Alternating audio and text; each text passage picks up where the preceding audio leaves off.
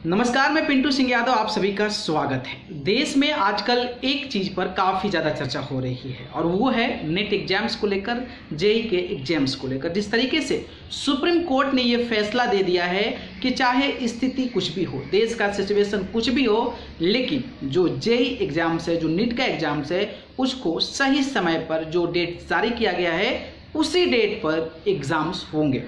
और उन्होंने फैसला ये ले लिया है। हालांकि फैसला किसको मद्देनजर रखते हुए लिया है, इसके बाद से आप जो देख रहे हैं कि देश में स्टूडेंट्स की बात करें, स्टूडेंट्स की पेरेंट्स की बात करें, या फिर हम पॉलिटिशियंस की बात करें, चाहे वो डिफरेंट पार्टीज के हो या फिर बड़े यूट्यूबर्स हो, बड़े लोग हैं जो काफ़ी ज़्यादा जो इसमें इन्वॉल्वमेंट रहता है उनका, तो वो ये कह रहे हैं कि नीट एग्जाम्स और जेईई का एग्जाम पोस्टपोन होना चाहिए। लेकिन सुप्रीम कोर्ट ने ये फैसला दे दिया है कि चाहे कुछ भी हो, हम जो है अपना कीमती इंस्टीट्यूशन, कीमती जो ये एग्जाम्स होते हैं उसको हम लोग लॉस नहीं करना चाहते हैं। और उन्होंने ये फैसला दे दिया है कि कुछ भी हो जाए, नीट एग्जाम्स होगा। अब इसमें काफ़ी ज़्यादा चैलेंजेज आ रहे हैं। मैं सोचा कि आप लोगों के बीच ये जानकारी शेयर करता हूँ, क्योंकि मैं भी इंजीनियरिंग फील्ड से हूँ, तो obviously I have to share that type of information. जो मुझे लगा कि ये सारी चीज़ें आप लोगों को हमारे माध्यम से भी आप लोगों के बीच पहुंचनी चाहिए, इसलिए मैं ये वीडियोस बना रहा हूं। तो आप सभी को पता ही है कि देश में हमारे जो है कोरोना लॉकडाउन चल रहा है, और आप सभी को पता है कि जो एग्जाम्स होते हैं, जो इंजीनियरिंग के एग्जाम्स होते हैं, वो लगभग मई में ख़त्म हो जाते हैं। और मई से हमको लगता है कि मई जून से जो है इंस्टीट्यूशन, आप कोई भी इंजीनियरिंग कॉलेज में एडमिशन होता है आपका, तो फिर आप वहाँ से क्लासेस शुरू कर देते हैं। लेकिन ऑलरेडी आप देख सकते हैं कि ये जो चीज़ें हैं वो कहीं ना कहीं अगस्त सितंबर में शेड्यूलिंग किया गया है। तो सितंबर के एक महीने बाद कम से कम एटलीस्ट रिजल्ट आएगा, एंड आफ्टर दैट काउंसलिंग होगी। तो मुझे लगता है कि ये साल ऐसे ही फिनिश्ड हो जाएगा, और इस आधार पर सुप्रीम कोर्ट को सोचना चाहिए था। तो ये बात हो गई शेड्यूलिंग और डिले जो हुए हैं डेट्स को लेके। लेकिन मैं ये बताऊंगा आपको कि किस तरीके से स्टूडेंट से लेकर,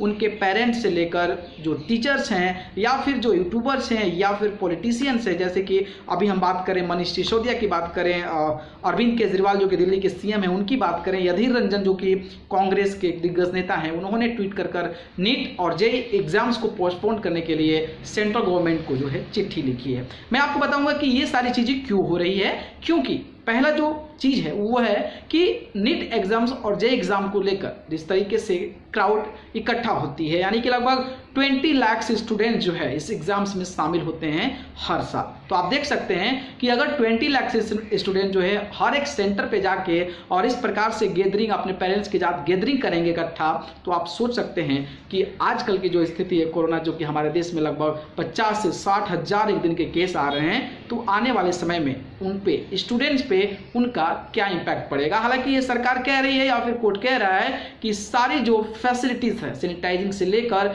मास्क से लेकर सारी सुविधाएं जो है वो प्रोवाइड की जाएगी, और उसके माध्यम से आपको सचेत रहकर आपको एग्जाम्स देने हैं। लेकिन मुझे नहीं लगता है कि ये चीज़ें इंप्लीमेंट हो जाएगी, क्योंकि नंबर ऑफ लैक्स में स्टूडेंट है, तो फिर वहाँ पर इंप्लीमेंट करना जो है काफ़ी बड़ा हादसा हो सकता है। और हो सकता है कि उनके चलते देश में और भी स्थिति बदतर हो जाए, क्योंकि अगर वो जाते हैं तो उनके घर पे बुजुर्ग पेरेंट्स होंगे, दादा दादी, नाना नानी होंगे, तो फिर उनको अगर कोरोना हो जाता है तो उनकी फैमिली के लिए काफ़ी ज़्यादा नुकसानदायक है। तो इस बात को लेकर जो है काफ़ी लोग जो है इसका विरोध कर रहे हैं, और वो सोच रहे हैं और ये गवर्नमेंट से कह रहे हैं कि भाई नीट और जेईई का जो एग्जाम्स है वो नहीं होना चाहिए। और ये जो पहला मुझे लगा कि इस पॉइंट पे लोगों का विचार हो सकता है, लोगों का ओपिनियन हो सकता है। और सबसे बड़ा इश्यू है ये कोरोना का ही। अगर कोरोना चलता रहा तो फिर आप सोच सकते हैं कि स्टूडेंट्स पर कितनी बड़ी बाधा आ सकती है। तो ये मुझे लगा पहला पॉइंट है।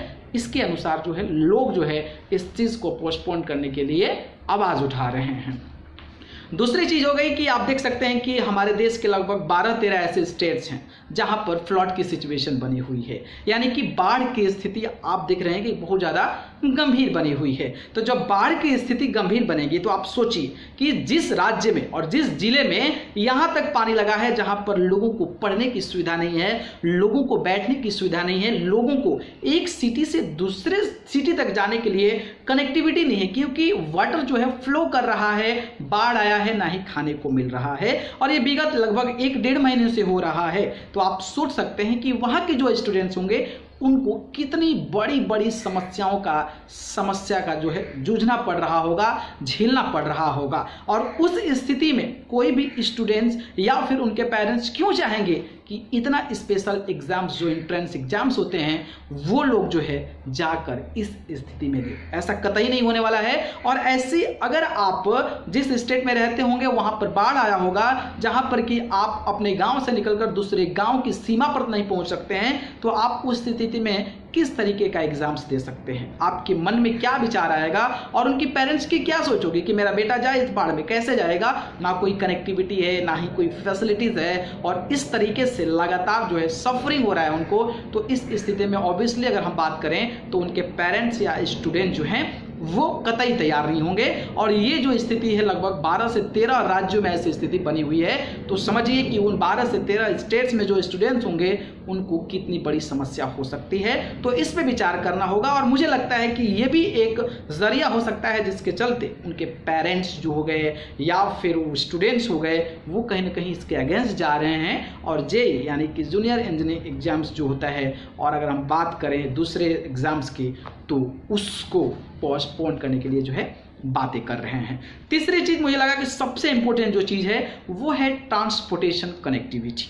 और आप देख सकते हैं कि मैंने बताया आपको कि लगभग 15 लाख प्लस लगभग 20 लाख के करीब में हर साल एग्जाम्स जो है स्टूडेंट जो है वो देते हैं। तो आप सोचिए कि अगर कहीं सेंटर पे जाना हो या फिर कहीं जाना हो तो किस तरीके से लोग जो है स्टूडेंट जो है अपने पेरेंट्स के साथ एग्जाम्स देने के लिए जा सकते हैं। यह स्थिति कितना गंभीर है। और आप इससे अंदाजा लगा सकें कि हमारे देश में हजारों ट्रेनें चलती थी, लेकिन अभी की स्थिति क्या है? महज 100 ट्रेनें हमारे देश में चल रही है। हालांकि ये कहा जा रहा है कि जो फर्स्ट प्रायोरिटी आपका सेंटर है उसी पर आपको दिया जाएगा। लेकिन अगर गलती से मान लीजिए कि 100, 500, 200, 400 लड़कों का अगर बाहर पड़ जाता है और उनको कोई सुविधाएं नहीं मिल पाती है, तो उन 500, 1000, अगर हम 20 लाख की बात करें तो उसमें से ऐसे जरूर होंगे 50 लाख, 50,000, 1 लाख स्टूडेंट जो उनके की सेंटर आउट ऑफ वहां पर दे दिया जाए। अगर उस स्थिति में वो अगर एग्जाम सेंटर तक नहीं पहुंच पाते हैं तो आप इसमें किसकी लापरवाही कहेंगे? किसको जिम्मेदार ठहराएंगे? क्या उनके करियर के साथ खिलवाड़ नहीं होगा?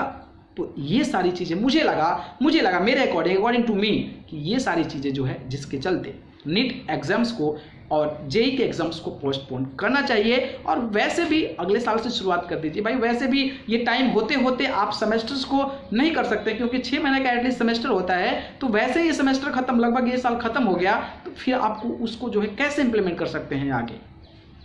तो इसी को लेकर अब जो है एक बहुत बड़ा जंग छिड़ गया सोशल मीडिया पर पॉलिटिशियन से, और सुप्रीम कोर्ट ने फैसला दे दिया। हालांकि अभी भी सेंट्रल गवर्नमेंट के पास राइट्स है कि इस चीज को यानी कि जेईई और नीट एग्जाम को पोस्टपोन करवा सकते हैं। और इसी को लेकर जो है पेरेंट्स के, स्टूडेंट्स की, पॉलिटिशियंस की और कई सारे ऐसे दिग्गज लोगों की आवाज उठ रही है। हालांकि मुझे लगता है, मेरे अनुसार जो है ऑब्वियसली पोस्टपोन होना चाहिए, क्योंकि मुझे नहीं लगता है कि इसका कोई बेनिफिट होगा मेरे अनुसार। और आपके क्या विचार हैं कमेंट बॉक्स में बता दीजिएगा।